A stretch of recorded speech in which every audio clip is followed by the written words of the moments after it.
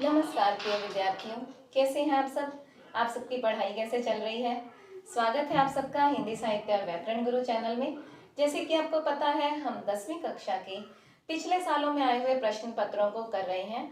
उनमें हमने काव्य खंड के 2017, 2018 और 2019 के प्रश्न कर लिए हैं और शायद आपने याद भी कर लिए होंगे। नीचे डिस्क्रिप्शन बॉक्स में मैं ज़रूर उनके प्रश्न और उत्तर दे देती हूँ, तो हो सकता है आपने वो भी याद किए हों। ना किए हों तो पिछला वीडियो देखिए और वो वाले प्रश्न अवश्य कर लें याद, क्योंकि एक ही प्रश्न 2-2, 3-3, 4-4 बार आया हुआ है, तो हो सकता है कि इस साल भी आ जाए। तो प्रयास जारी रखिए। कोरोना का समय है वैसे भी, और पूरा सरकार का भी, शायद बोर्ड का भी यही नजरिया रहेगा कि सरलतम पेपर बनाया जाए, जिससे बच्चे सरलता से पास कर लें। अच्छा रहेगा यही कि बच्चे ज़्यादा पास हो सकें। हमें पता ही है कितना कठिन समय है, तो ऐसे में हमें वही प्रश्नों पर ध्यान देना चाहिए जो बहुत बहुत महत्वपूर्ण हैं। उन्हें छोड़ना तो बिल्कुल नहीं चाहिए। तो आप डिस्क्रिप्शन बॉक्स से वो सब प्रश्न देख लें और प्रयास करें उन्हें अच्छे से करने की। हाँ, उनके साथ में थोड़ी थोड़ी व्याख्या मैं करती जाऊंगी ताकि आपके लिए बहुत सरल हो जाए उस प्रश्न के उत्तर को समझना। इस बात का प्रयास पूरा किया कीजिए कि आप प्रश्न का सीधे से उत्तर, केवल उत्तर ही याद ना करें, उसके पीछे का भी आपको पता हो, ताकि पेपर में अगर उससे मिलता जुलता प्रश्न आ जाए तो आप उसे भी कर पाएं। एक और खास बात, हर अध्याय, चाहे वो गद्य खंड है चाहे वो पद्य खंड है, या फिर आपकी कृतिका पुस्तक है या कोई अन्य पुस्तक है, तो उसके भी रचना और रचनाकार का नाम अवश्य कर लें। बच्चे रचयिता रचयित्री में गलती कर जाते हैं, इसलिए मेरी कोशिश ये रहती है कि मैं बच्चों को रचयिता ही रचनाकार ही करवा दूं, जिसमें मात्रा की गलती नहीं होती है।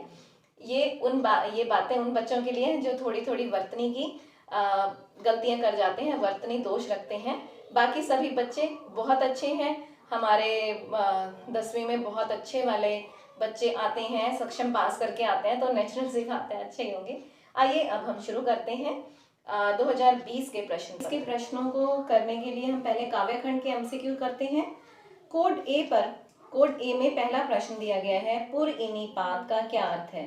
पुरइनी अर्थात कमल यानी कि जलजात, और पात मतलब पत्ता यानी कि कमल का पत्ता। शूरवीर अपनी वीरता का परिचय कैसे देते हैं। शूरवीर अपनी वीरता का परिचय मंडप में सबके सामने, मंडप कह रही हूँ, किसी समारोह में सबके सामने अपनी वीरता का बखान करके नहीं देते हैं, जैसा कि लक्ष्मण जी ने परशुराम जी से कहा। तो वो अपनी वीरता का परिचय देते हैं युद्ध भूमि में शत्रु का सामना करके, युद्ध भूमि में शत्रु का सामना करके। बसंत रूपी बालक किसका पुत्र है। बसंत रूपी बालक है कामदेव का, यानी कि मदन। कामदेव और मदन पर्यायवाची हैं। आत्मकथ्य कविता में मधुप किसे कहा गया है। आत्मकथ्य कविता में मधुप कहा गया है मन को, क्योंकि मन भंवरे की तरह इधर उधर डोलता रहता है, काबू नहीं होता है ना। किसकी आभा अट नहीं रही है। फागुन मास की आभा अट नहीं रही है। अगर आपने पिछला वीडियो देखा हो तो आपको पता चलेगा कि उसमें हमने जो प्रश्न आया था वो ये आया था कि कविता में किस महीने का, किस मास का वर्णन किया गया है, तो वो था उत्तर फागुन मास का। इसीलिए मैं कह रही थी कि प्रश्नों को थोड़ा सा सीधे उत्तर ही ना कीजिए, उनकी थोड़ी सी व्याख्या भी किया कीजिए, ताकि उससे कुछ मिलता जुलता सा प्रश्न आए तो आपको आता हो। अगला प्रश्न है, उद्धव गोपियों के लिए क्या संदेश लाए हैं। उद्धव गोपियों के लिए योग साधना का संदेश लाए हैं। वो कहते हैं कि सगुण उपासना छोड़कर, यानी कि श्री कृष्ण जी की उपासना छोड़कर निर्गुण ईश्वर में ध्यान लगाएं। राम लक्ष्मण परशुराम संवाद रामचरितमानस के किस कांड से है, तो ये है बाल कांड से। बाल कांड से राम जी का जन्म, उसके बाद विवाह तक बाल कांड रहता है। तुलसी के उपास्य देव, बी कोड आ गया है। तुलसी के उपास्य देव कौन है, तो वो है श्री राम जी। तुलसीदास जी के उपास्य देव श्री राम जी हैं, सूरदास जी के कृष्ण जी हैं। गोपियों ने व्याधि किसे कहा है। गोपियों ने कहा है योग साधना को व्याधि अर्थात रोग। आत्मकथ्य कविता के रचनाकार कौन है। आत्मकथ्य कविता के रचनाकार जयशंकर प्रसाद जी हैं, जिन्होंने आत्मकथ्य यानी कि एक जो उनके प्रशंसकों ने उन्हें कहा था कि अपने विषय में आत्मकथा लिखिए, तो पूरी आत्मकथा ना लिखकर उन्होंने आत्मकथ्य कविता लिखी थी। बादल से कवि ने किसे घेर लेने की बात कही है। आकाश को। छाया मत छूना कविता में छाया से क्या अभिप्राय है, यानी कि अतीत के सुखों की याद मत करना। अतीत में बीते हुए समय में आप जो भी सुख भोग चुके हैं उन्हें याद करने की अपेक्षा भविष्य का वर्ण करें।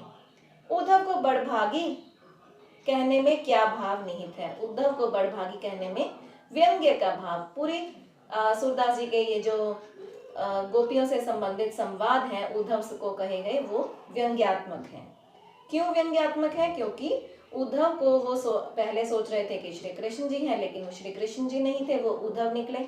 दूसरी बात ये हो गई कि उद्धव जी ने बोला कि मुझे श्री कृष्ण नहीं भेजा और आपके लिए ये संदेश दिया है कि आप मेरी उपासना छोड़कर अर्थात श्री कृष्ण जी की उपासना छोड़कर योग साधना किया करें।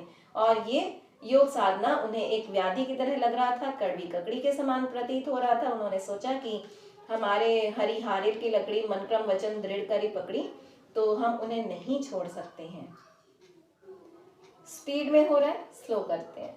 भृगुवंश मणि किसे कहा गया है? भृगुवंश केतु पिछले पेपर में आया था और मणि इस पेपर में आया है। तो भृगुवंश यानी कि परशुराम जी का वंश, भृगु जी का वंश।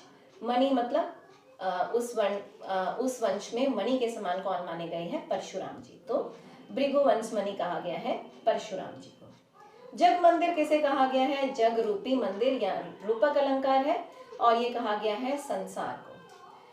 अगला प्रश्न है सी कोड से, गोपियों के अनुसार राजधर्म क्या है? प्रजा को न सताना ही राजधर्म है, ऐसा गोपियों ने उद्धव से कहा। परशुराम के गुरु कौन थे? परशुराम जी के गुरु थे शिव, उनके आराध्य, उनके गुरु, उनके उपास्य शिव थे, इसीलिए उनका धनुष टूटा तो वो बहुत क्रोधित हो गए। अति कोही, बहुत अधिक क्रोधी। वसंत किसका पुत्र बताया गया है? वसंत को मदन का यानी कि कामदेव जी का पुत्र बताया गया है। बादल से कवि ने किसे घेर लेने की बात कही है? तो कहा है आकाश को। छाया मत छूना कविता में छाया से क्या अभिप्राय है? भ्रम अर्थात अतीत के सुखों को छूने की बात नहीं करनी चाहिए। अतीत में हमने जो भी सुख भोगे हैं उन्हें याद करके अगर हम आज दुखी होंगे तो हमारा आज भी खराब हो जाएगा। तो भविष्य का वर्ण करने की बात कही गई है और अतीत के सुखों को याद न करने की बात कही गई है। उद्धव को बड़भागी कहने में क्या भाव निहित है? व्यंग्य भाव निहित है। उद्धव बड़भागी हैं और ये एक व्यंग्य के रूप में कहा गया है। भृगुवंश मणि किसे कहा गया है? भृगुवंश यानी पहले आया था भृगुवंश केतु, भृगुवंश की ध्वजा परशुराम जी और भृगुवंश से मणि कहा भी उन्हें ही कहा गया है। तुलसीदास जी की एक ये बहुत बड़ी विशेषता है कि वे अलग अलग प्रकार के विशेषण का प्रयोग करते हैं, अलग अलग प्रकार के समानार्थक शब्द लेकर आते हैं जिनसे हमारा शब्दकोश तो बढ़ता ही है, साथ में कवि की एक अच्छी छवि और कवि के प्रति हमारा जो मान सम्मान है वो और ज्यादा बढ़ जाता है। हमें कितना ज्ञान होता है तुलसीदास जी के एक रामचरितमानस पढ़ने से ही हमें हिंदी के इतने शब्द आ जाते हैं। वैसे चाहे वो अवधी भाषा में है लेकिन फिर भी इतना सरल है कि कोई भी पढ़ता है और आज तक हम उसे पढ़ रहे हैं, उसकी प्रासंगिकता खत्म नहीं हुई है। धन्य है तुलसीदास जी और कहीं ना कहीं धन्य हम भी हैं जो हमें उनकी रचना पढ़ने का मौका मिला। और आपको पता ही है कि कोई भी मांगलिक कार्य करने से पहले जो धार्मिक कार्य होते हैं, कोई सभी लोगों को बुलाकर बड़े बड़े उत्सव नहीं कर पाते हैं, जागरण वगैरह नहीं कर पाते हैं, तो वो अपने घर में एक दिन का या सप्ताह भर का या कैसे भी करके या फिर स्वयं ही मानस को पढ़कर वो धार्मिक कार्य को, जो इतने लाखों या हजारों तक का खर्चा हो सकता है, वो एक मानस को पढ़ के ही वो धार्मिक कार्य स्वयं अपने घर पे ही कर लेते हैं। तो एक बहुत शुभ माना जाता है। मैं आपसे ये भी गुजारिश करूंगी या ये कह लीजिए कि मैं आपसे भी ये प्रार्थना करूंगी कि एक बार अपने जीवन में मानस को जरूर पढ़ना और इस प्रकार से पढ़ना कि उसे अपने जीवन में ला सको। सब कहते हैं कलयुग है, लेकिन मेरे हिसाब से कलयुग उतना प्रभावी या उतना भावी नहीं है जितना धर्म और हमारे अंदर के नैतिक मूल्य प्रभावी हैं। उस कलयुग को बहुत दूर छोड़ा जा सकता है अगर हमारे अंदर की नैतिकता जाग जाए, और नैतिकता है भी। आप कहेंगे कि ज्यादा मैं उपदेश में नहीं जाऊंगी। आइए अगला प्रश्न करते हैं। जग मंदिर किसे कहा गया है? जग रूपी मंदिर यानी कि रूपक अलंकार, तो ये कहा गया है संसार को। अब आता है सी कोड 2020 का ही।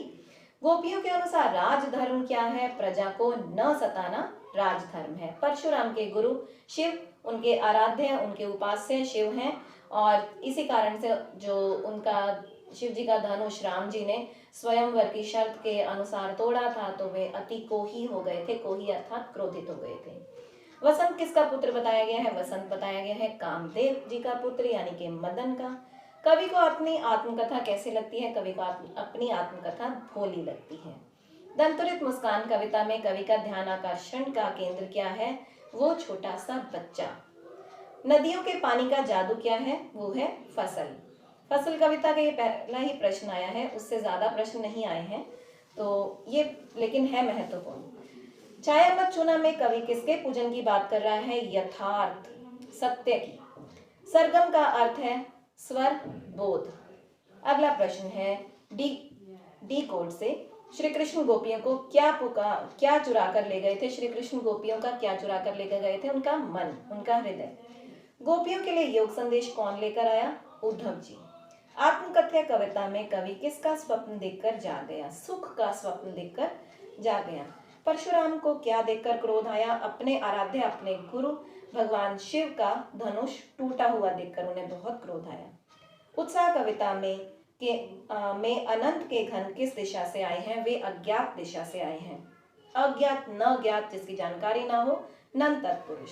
इसी क्रम में अगला प्रश्न है उत्साह कविता इसी क्रम में अगला प्रश्न है छाया मत छूना कविता में।